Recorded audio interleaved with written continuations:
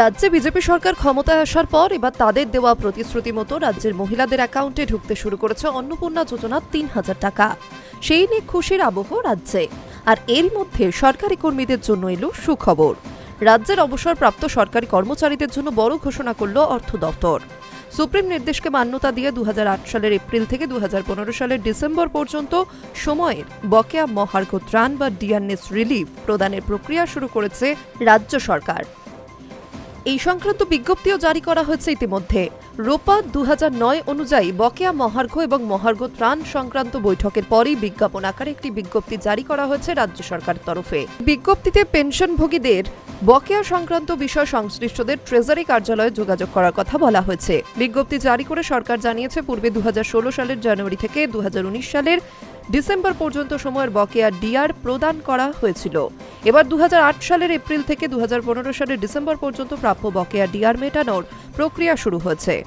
বিজ্ঞপ্তি অনুযায়ী all India consumer price index অর্থাৎ AICPI এর ভিত্তিতে 100% নিরপেক্ষীকরণ ধরে এই বকেয়া মহার্ঘ ভাতা হিসাব করে প্রদান করা হবে।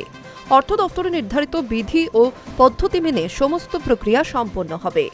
বিজ্ঞপ্তিতে স্পষ্ট করা হচ্ছে, ভবিষ্যতে হিসাব পর্যালোচনার সময় যদি অতিরিক্ত বা কম অর্থ প্রদানের বিষয় সামনে আসে তাহলে প্রয়োজনীয় ব্যবস্থা নেওয়া হবে।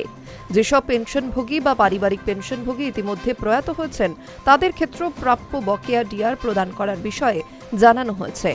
বিজ্ঞপ্তিতে বলা হয়েছে, যেসব রাজ্য সরকারি পেনশনার বা পারিবারিক পেনশন প্রাপকদের পেনশন সংশ্লিষ্টদের মৃত্যুর কারণে বন্ধ হয়ে গিয়েছে তাদের নমিনি বা যোগ্য উত্তরাধিকাররা বকেয়ার অর্থ পেতে প্রয়োজনীয় নথি সহ সংশ্লিষ্টদের ট্রেজারি কার্যালয়ে গিয়ে কথা বলা যেতে পারে। এক্ষেত্রে 2008 সালের 1 এপ্রিল থেকে 2019 সালের 31 ডিসেম্বর পর্যন্ত পেনশন পেতেন তাদের কথাই বলা হয়েছে। পেনশন বা পারিবারিক পেনশন প্রাপকদের যারা ট্রেজারি থেকে পেনশন পেয়ে থাকেন অথচ তাদের মধ্যে যাদের জীবনের শংসাপত্র জমা দেওয়া হয়নি বা কোনো কারণে বন্ধ হয়েছে তাদের সেই শংসাপত্র জমা করার নির্দেশ দেওয়া হয়েছে অনলাইন বা অফলাইনে। ইতিমধ্যেই এই নিয়ে সহযোগিতার জন্য 03322535417 নম্বর চালু করা হয়েছে রাজ্য সরকারের তরফে। Hi news network.